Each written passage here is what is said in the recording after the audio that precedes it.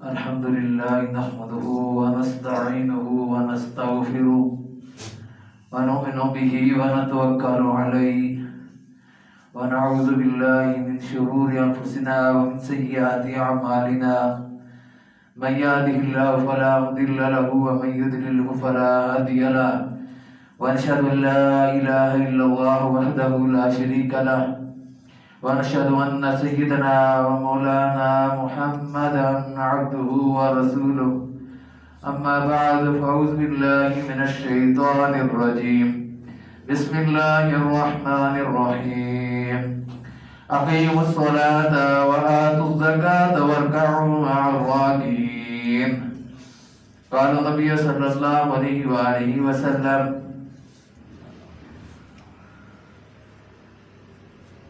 الصلاة میراج المؤمنین۔ حضرات گرامی السلام علیکم ورحمۃ اللہ وبرکاتہ۔ میں نے آپ کے سامنے تردید کی ہے آیت اور رسول اللہ صلی اللہ علیہ وسلم کا ایک ارشاد پیش کیا ہے۔ اللہ تعالیٰ مجھے قرآن و سنت کے مطابق بیان کرنے کی اور مجھے اور آپ کو عمل کی توفیق نصیب فرمائے۔ اللہ نے فرمایا کہ نماز قائم کرو اور زکوٰۃ ادا کرو اور رکوع کرو رکوع کرنے والوں کے ساتھ۔ نبی کریم صلی اللہ علیہ وآلہ وسلم نے فرمایا کہ نماز مومن کی معراج ہے۔ نماز فرمایا کہ الصلاۃ و عماد الدین، نماز دین کا ستون ہے۔ اسلام کے 5 رکن ہیں، 5 ستون ہیں، ان میں سے انتہائی اہم ترین ستون نماز ہے۔ اور نماز ایک ایسا فرض ہے جس کی ادائیگی علیہ ایمان پر کلمہ پڑھنے کی فوراً بعد عائد ہو جاتی ہے۔ اس پر نہ روپیہ لگتا ہے نہ پیسہ لگتا ہے، یعنی غریب ہے یا امیر ہے، سب پر نماز فرض ہے، کسی قسم کا کوئی عذر قبول نہیں۔ اور نماز جب کلمہ پڑھنے کے بعد اذان دینے والا اذان دیتا ہے، جس نے کلمہ پڑھا ہے مسلمان ہے، جب اذان دی جاتی ہے پھر وہ مسجد کا رخ کرتا ہے۔ اب مثال کے طور پر ایک جگہ ایک یہودی، ایک ہندو، ایک سکھ، ایک مسلمان بیٹھے ہوئے ہیں، کوئی دنیاوی بات چیت کر رہے ہیں، اذان کی آواز بلند ہوتی ہے، اللہ اکبر اللہ اکبر، اذان دینے والا اذان دیتا ہے اور وہ کہتا ہے حی علی الصلاۃ حی علی الصلاۃ، آؤ نماز کی طرف، آؤ نماز کی طرف، حی علی الفلاح حی علی الفلاح، آؤ کامیابی کی طرف، آؤ کامیابی کی طرف۔ اور یہ آدمی وہاں سے اٹھ کر مسجد کی طرف آ جاتا ہے جو ان کے درمیان بیٹھا ہوا تھا۔ اب وہ جو وہاں موجود تھے وہ اپنے آپ سے اس کو مختلف خیال کریں گے کہ یہ آدمی ہم سے الگ کوئی مذہب رکھتا ہے، اس لیے یہ آواز سن کر اٹھ کر چلا گیا ہے، یہ مسلمان ہے، وہ سمجھ جائیں گے یہ مسلمان ہے۔ اب اذان ہوتی ہے، سارے جو بیٹھے رہتے ہیں تو وہ یہ نہیں خیال کریں گے کہ یہ مسلمان ہے، وہ سمجھیں گے کہ یہ بھی ہمارے ساتھ کوئی تعلق رکھنے والا، کوئی عقیدہ رکھنے والا آدمی ہے۔ اس لیے حضور صلی اللہ علیہ وآلہ وسلم نے فرمایا ہے کہ نماز کفر اور شرک کے درمیان فرق ہے، یعنی اسلام اور کفر اور شرک کے درمیان فرق نماز ہے۔ یہ گلی ہے، اس کے درمیان دیوار ہے، دیوار کو نکال دیں تو گلی اور مسجد کا جو ہے یہ برابر کام ہو جاتا ہے۔ اسی طرح کر کے اگر آدمی مسلمان ہے اس کے درمیان حد فاصل کیا ہے؟ نماز ہے۔ نماز ختم ہو گئی، فرق ختم ہو گیا۔ حضور صلی اللہ علیہ وسلم نے فرمایا من اقامہا فقد اقام الدین، جس نے اس نماز کو قائم کیا اس نے دین کو قائم کیا، ومن ہدمہا فقد ہدم الدین، جس نے اس کو گرا دیا، ختم کیا، اس نے دین کو گرا دیا۔ حضور صلی اللہ علیہ وسلم نے فرمایا ہے کہ من ترک الصلاۃ متعمدا فقد کفر، جس نے جان بوجھ کر نماز چھوڑ دی اس نے کفر کیا۔ بعض نے اس کا یہ ترجمہ کیا ہے کہ وہ کافر ہو گیا جس نے جان بوجھ کر نماز چھوڑ دی بغیر کسی عذر کے، کوئی شرعی عذر ہے ہی نہیں ہے، یہ دنیاوی عذر کوئی حیثیت نہیں رکھتے اللہ اس کے رسول صلی اللہ علیہ وسلم کے سامنے۔ ان کے سامنے جو عذر کوئی شکل کو رکھتا ہے تو وہ شرعی عذر ہے، اور شرعی عذر حضور صلی اللہ علیہ وسلم نے اپنی حدیث میں بیان فرما دیے ہیں۔ آپ صلی اللہ علیہ وسلم نے تو 3 عذر بیان فرمائے ہیں۔ एक उधर ये बयान फरमाया कि बारिश इतनी शदीद तरीन हो कि आदमी मस्जिद तक न पहुंच सकता हो। ऐसा नहीं कि अपने काम को करने के लिए बाहर चला जाए और नमाज के लिए कहे कि बारिश बड़ी तेज हो रही थी इसलिए मैं मस्जिद नहीं पहुंच सका। ये उसका कोई उज़र नहीं है। अगर अपने कामों के लिए जा सकता है, बारिश में नौकरी के लिए जा सकता है, मुलाजमत के लिए जा सकता है, तो फिर मस्जिद भी वो आ सकता है। इसी तरह करके अगर उसको देखा जाए कि वो बीमार है, लेकिन बीमार इतना सख्त है कि मस्जिद तक नहीं आ सकता, मस्जिद तक आने में उसको मुशक्कत दरपेश है, बड़ा परेशान हाल है, सख्त बीमार है, लागल है, कमजोर है, ज़ईफ है, फिर उसके लिए तो कुछ गुंजाइश है। लेकिन अगर बाकी सारी तकरीबात में जा सकता है, हर जगह पहुंच सकता है, लेकिन जनाज़े पर भी पहुंच जाए, मस्जिद तक ना पहुंचे, तो उसका ये उज़र कोई काबिल कबूल उज़र नहीं है। इसी तरह करके अगर रास्ते में उसको खतरा है, तीसरा उज़र ये नबी करीम सल्लल्लाहु अलैहि वसल्लम ने बयान फरमाया, तीसरा उज़र ये है कि रास्ते में उसको खतरा है, जान का खतरा है, या मस्जिद में जाएगा कोई दुश्मन है उसका, कोई कातिल है उसको अपनी जान का, अपनी मौत का डर है, खौफ है, इसलिए वो घर में नमाज पढ़ ले। ये तीन आदमी है, तीन किस्म के उज़र हैं जिनकी नबी करीम सल्लल्लाहु अलैहि वसल्लम ने इजाजत दी है। एक और उज़र की भी इजाजत दी है आप सल्लल्लाहु अलैहि वसल्लम ने कि सर्दी इतनी शदीद तरीन हो, बाद जो ठंडे ममालिक होते हैं, सर्द ममालिक होते हैं, उनमें बाद एक लहर सर्दी की आती है, इतनी शदीद तरीन सर्दी हो कि आदमी मस्जिद ना जा सके, उसके लिए भी कुछ इजाजत है।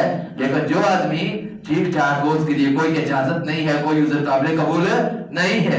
बाद फुक़हा ने फिर इसमें से कुछ और उज़र निकाले हैं कि अगर कोई आदमी बीमार है, उसकी बीमार पुरसी करने वाला कोई नहीं, तीमारदारी करने वाला कोई नहीं, देखभाल करने वाला कोई नहीं, उसका वालिद या वालिदा बीमार है या बीवी बीमार है, तो उनके पास अगर कोई नहीं, तो उनके अगर ज्यादा बीमार हो जाए तो उनके पास अगर वो ठहरा रहे, नमाज जमात से ना अदा कर सके, तो उसका ये उज़र काबिल कबूल है। इसी तरह करके बाकी नाबाकी के कुछ मसाइल हैं, उनके बारे में कुछ ना कुछ रियायतें हैं।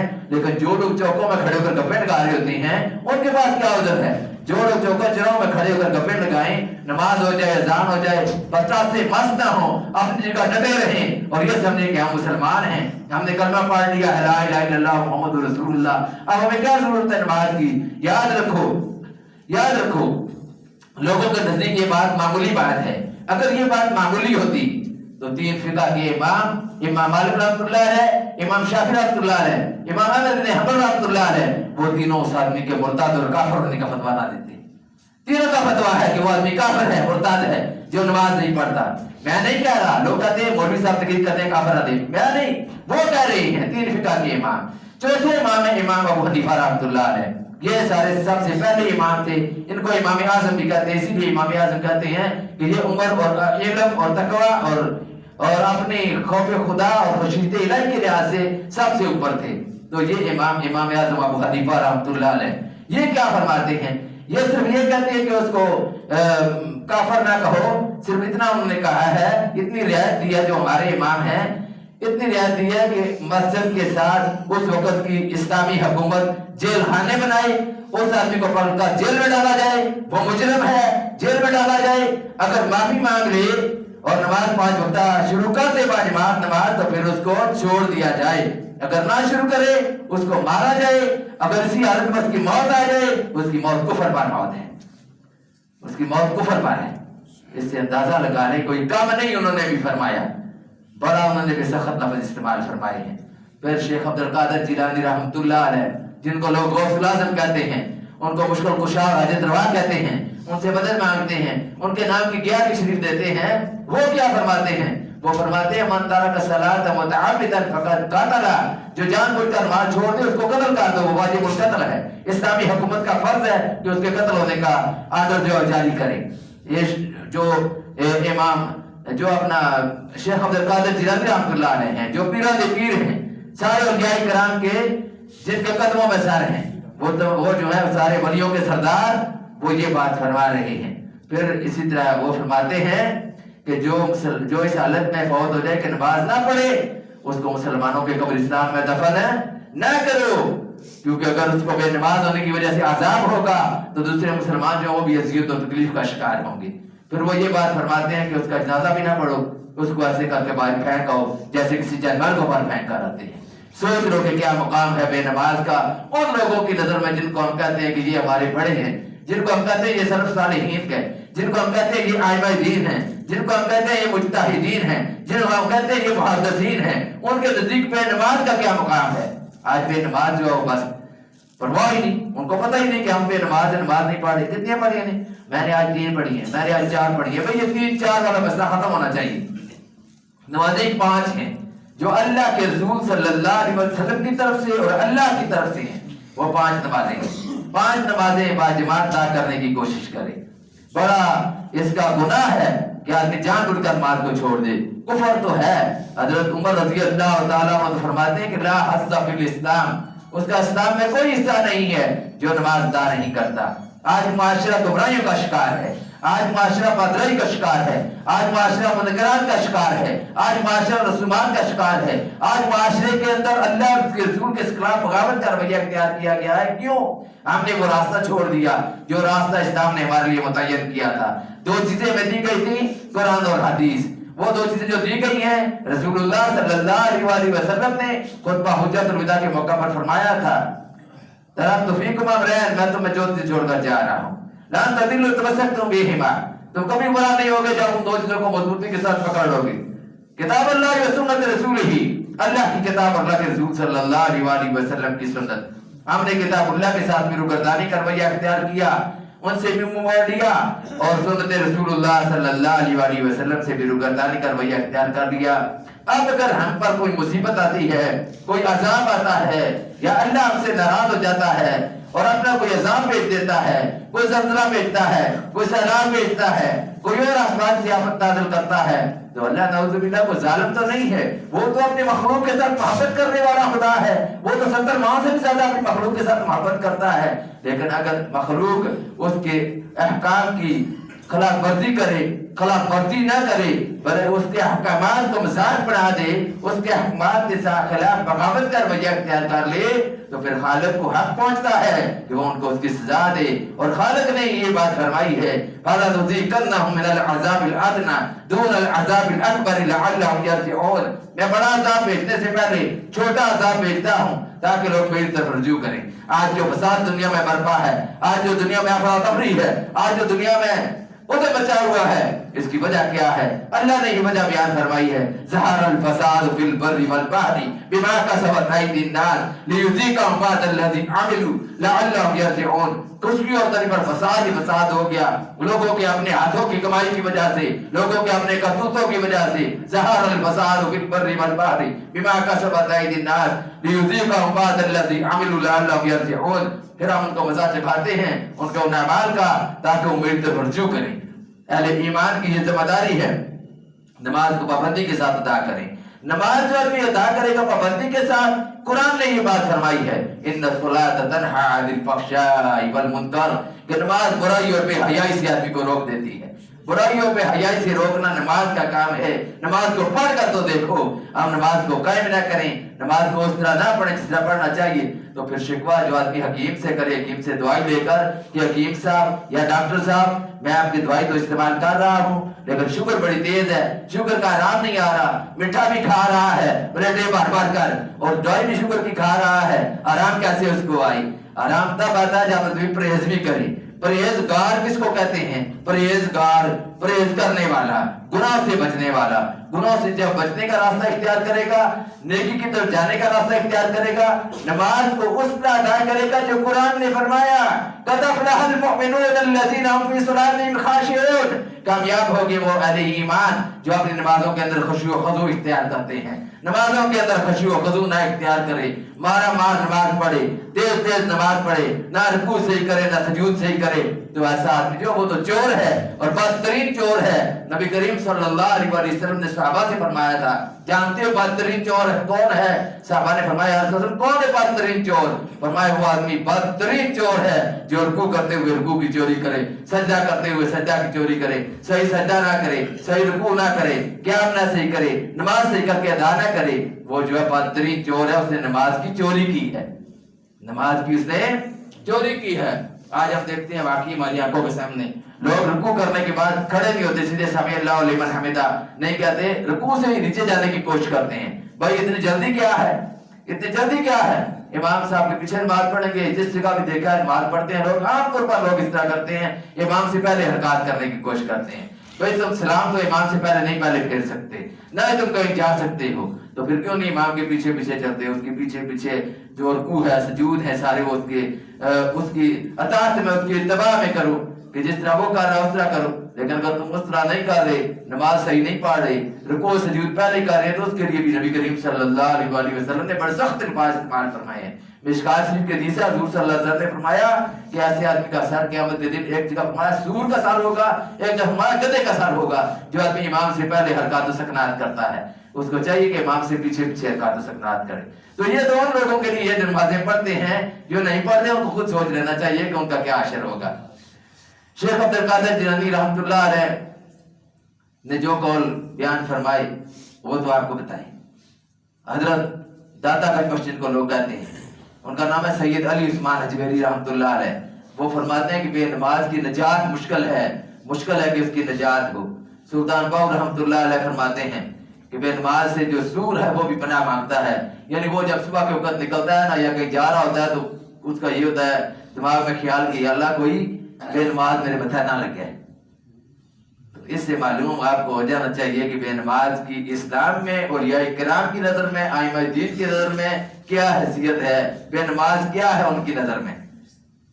हमें खुद गौर खोद करना चाहिए अपनी जिंदगियों पर। हमारे माशरे के अंदर तब्दीली क्यों नहीं आती? हमारा माशरा इस्लामी माशरा है, इसीलिए नहीं आती। हम नमाजों की परवाह नहीं करते, ज़कात का अगर हो तो ज़कात की परवाह नहीं करते, उशर का मौसम हो तो उशर की परवाह नहीं करते। इस्लामी अहकामात को हम अपनी मर्जी के मुताबिक चाहते हैं कि हमारी मर्जी के मुताबिक हो, हमारा मजाज जिस तरह चाहे, हमारी तबीयत जिस तरह चाहे, दीन के अहकाम उस तरह हो। इस तरह तो नहीं हो सकता। मैं खुद को निगार हूँ, मैं खुद बदअमल हूँ, लेकिन मुझे तो चाहिए ना कि मैं पहले अपने आप को भी देखूं। लेकिन अपने आप को देखने के साथ साथ माशरे के लोगों को भी तबलीग करूं। नबी करीम सल्लल्लाहु अलैहि वसल्लम ने बल्लिगू अन्नी वलौ आया, अगर यह एक आयत भी याद है तो वो भी लोगों तक पहुंचाओ, वो भी लोगों तक पहुंचाने की जिम्मेदारी है। अरे ईमान की जिम्मेदारी है कि वो नेकी की तरफ जो इरशाद करे, बुराई का रास्ता रोके। कुरान में अल्लाह ने ये बात फरमाई है, नबी करीम सल्लल्लाहु अलैहि वसल्लम ने अपने इरशादात में ये बात फरमाई है। और जो आदमी छुपाएगा जानने बूझने के बावजूद, उसके लिए भी बड़ा गुनाह है। तो नमाज जो है ये काम करती है कि नमाज बुराइयों से आदमी को रोकती है, नमाज नेकियों की तरफ आदमी को लेकर जाती है। नमाज तो ऐसा नूर है कि ये मोमिन के लिए नूर और रोशनी का सबब है। शैतान का मुंह काला करती है और शैतान को हर हाल पर शिकस्त देती है। जब आदमी सजदा करता है, शैतान उसको जब सजदा करते हुए देखता है तो उस वक्त वो बड़ा उस पर पछतावा करता है कि मैंने सजदा नहीं किया और मैं ज़रीडो खार हो गया, मैं रजीम हो गया, मैं बर्बाद हो गया, और इसने सजदा कर लिया, ये कामयाब हो गया। सजदा करने वाले लोग जो कामयाब हैं, जो अल्लाह के सामने सजदा करते हैं, अल्लाह की बारगाह में नमाजों की पाबंदी और अदायगी करते हैं।